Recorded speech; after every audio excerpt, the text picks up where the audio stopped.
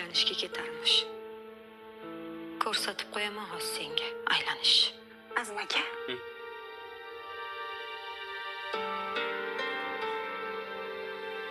Yaxshimi? Zo'r.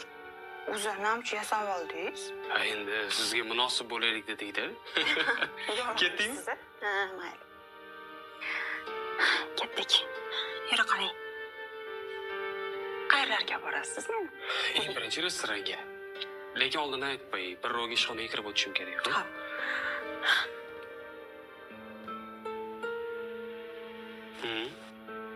Keyin qaytishda.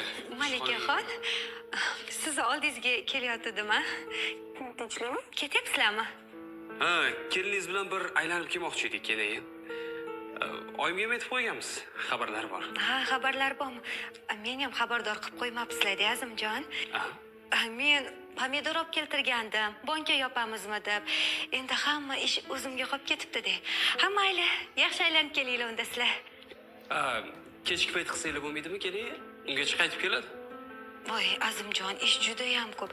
Mayli, xavotir olmanglar sizlar, Oyjon bilan o'zim yopib qo'yamiz bankani. Bo'lmasam siz ishingizga bora qoling, men qarashib oray. Voy, unaqa demang. Borib kelaveringlar, men o'zim qilaman deyapman-ku. Opajon, qarashib oraman. O'zingizga qo'yib qo'ymayman-ku. Mayli, yaxshi borib keling. Azimjon, kelinni xafa qilib qo'ymadimmi? Ayyo, mayli, chiqsa yo'q keling. O'zi qolaman dedi. Ha, yo'q, men o'zim qilardim. Bolani bog'chadan kelgandan keyin endi o'zim qiynalib qoldim. Xo'p.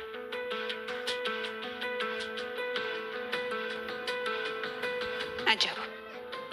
Aylanarmish. Ko'rsatib qo'yaman aylanishni.